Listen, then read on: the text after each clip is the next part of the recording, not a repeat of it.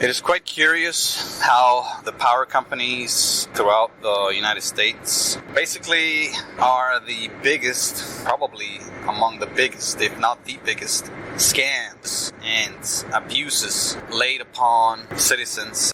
As I have said repeatedly in this channel and many of my chats, that power companies are monopolies that are abusive, controlling, and they are given an extreme amount of power over the citizens, over the people that they serve. They are unapologetic. They are dictatorial. Whatever they say goes. They don't ask and barely notify people when they jack up their rates. They have very flimsy and economically unbased reasons for jacking up their rates. I wanted to mention the last couple of climatic or environmental disasters that have occurred. Most recently, today is September 1st, and just a few days ago, I believe it was August 30th, Hurricane Ida hit the Gulf Coast. A hurricane again hits the Gulf Coast, this time a Category 4. Quite strong, I believe, among the 5 strongest to ever hit the United States coast, while we have kept records. Right up top there with Katrina back in 2005, which I believe was at some point a Category 5, but it downgraded to a Category 3 right before it hit the coast. So this one, perhaps, as far as I know, it was even stronger when it hit the coast. However, not as destructive when it comes to human life and property. This time around, the levee system in the Louisiana coast, close to where New Orleans is, the surrounding cities. The levee system there did its job, for the most part, of stopping flooding, stopping tidal surge from destroying the city within the coast there in southern Louisiana. However, power was severely disrupted, destroyed in many areas. Electrical power, and perhaps several millions of people are affected. I know of about 1 million that was reported to be out of power, perhaps many more suffering from brownouts in the surrounding areas.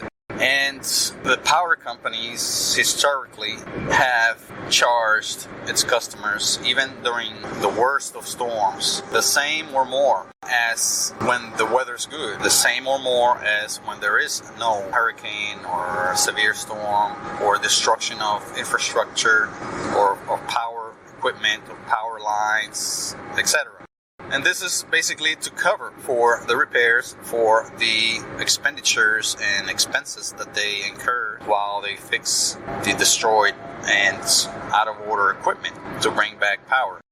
And this is again despotic, dictatorial, undemocratic, abusive for that matter, because they already charge people for maintenance. They already charge fees and all kinds of monies on top of your rates for what you quote-unquote use. And there it goes again with the abuse, because many times they charge you a flat fee, flat rates for the power that you are expected to use, not necessarily the power that you do use. And there goes again the abuse and the control that they have over you. And this is recognized by many, many people that have actually paid attention to their power use, their power bills. Many people of low means, of modest means, modest income, low income. These are the people that feel the pinch the most, because they are the ones that have to basically dish out, give away the highest amount, the highest percentage of their income.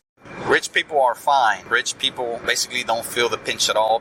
Their little power bill is so meager a percentage of what they make in a week, in a month, in a year, that they happily pay it. They have it in automatic pay. They have people, companies, groups just paying that stuff for them left and right. They actually have money to pay people to pay their bills. So they're not worried about it. It doesn't even register in their radar. It's out of their mind.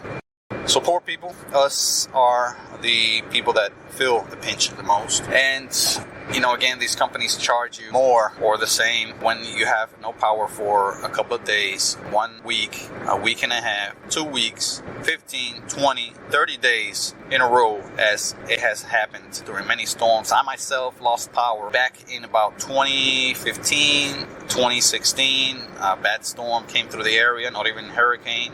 knocked out a few power lines. I was out of power for a whole week and a half, over a week. And guess what? My power bill came the same or higher than a full month's worth of use. So that tells you right there, I'm getting abused. I got abused. And they covered their costs because I know I wasn't the only one that was charged the same or more for that month. So they covered the cost of repairs and made some money in the meantime.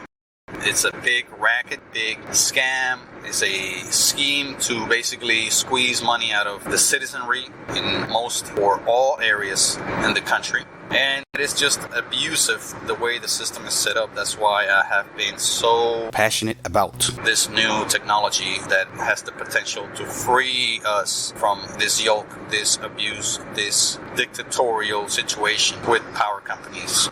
And that is, again, my friends, solar. Solar power. Yes, there are many concessions that we must make, many lifestyle changes that we must make to embrace solar, at least for now. But it is a small and tiny sacrifice and concession to make in comparison to the advantages and all the benefits that being free from the yoke of the power companies will bring you, my friend.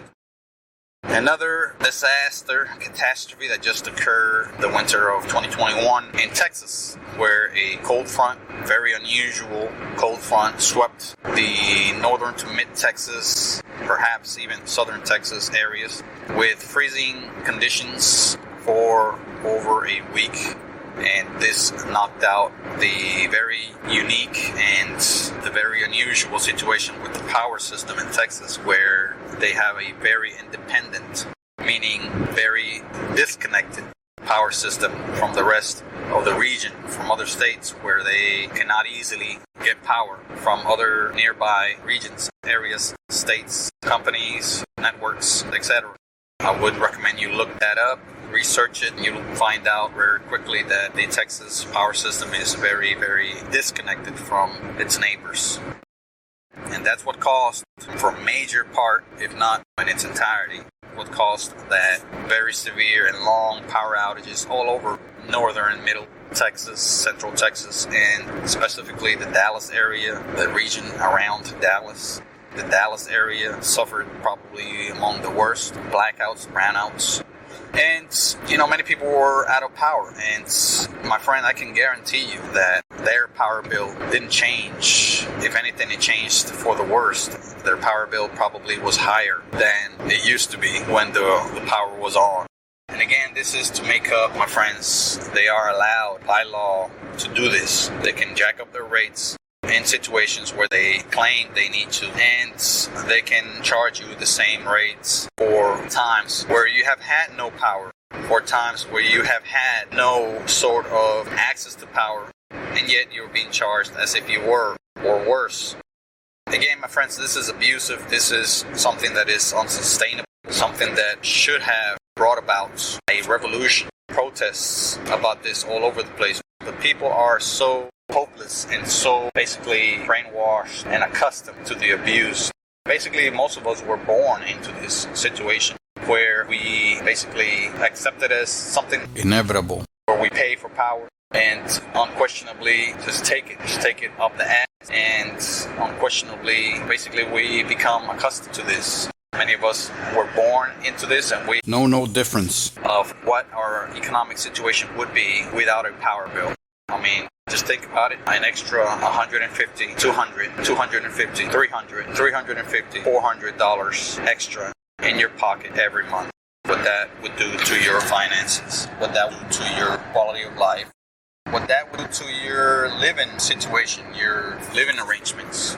Would you live in the same neighborhood if you could afford another $200 to $300 to $400 a month?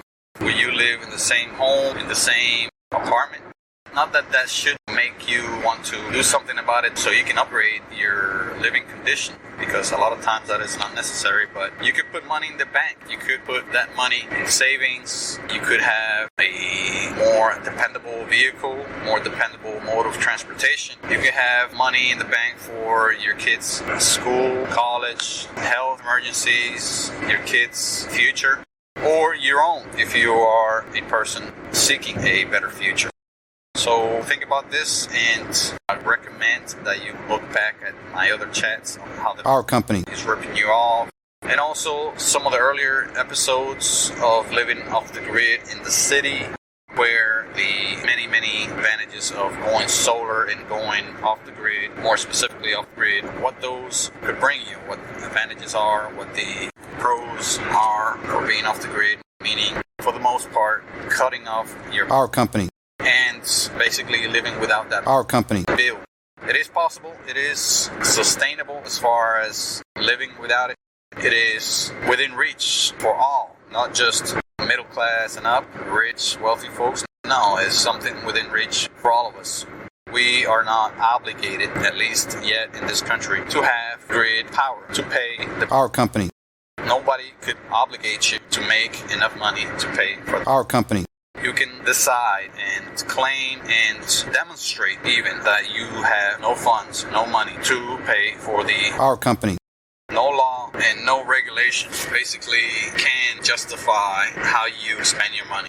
That would be basically anti-democratic and despotic if they attempted to do this, and they will attempt to do this. The government, the state will attempt to force you, as it has happened in many cases, to pay for your power. But in the end, they cannot. In the end, it is unconstitutional. They cannot force you to spend your money one way or another. They cannot force you to pay a private company for power. They could attempt, they will, and they do, but they cannot legally do it. And it is up to you. It is basically how much fight is in you, how much you are willing to sacrifice and go to get your way, to get the fair way, to get basically what you should be getting, which is freedom and your right to basically spend your money as you see fit for you, your loved ones, and those around you in your community. Thank you for listening to this podcast. Please look for the next episode soon, and please ensure to share this with your friends and family. And please like this content and subscribe as a sign of support and for me to continue to provide this type of content to more people like you. Lastly, if you wish to support this content further, please visit the links provided in this publication. Thank you.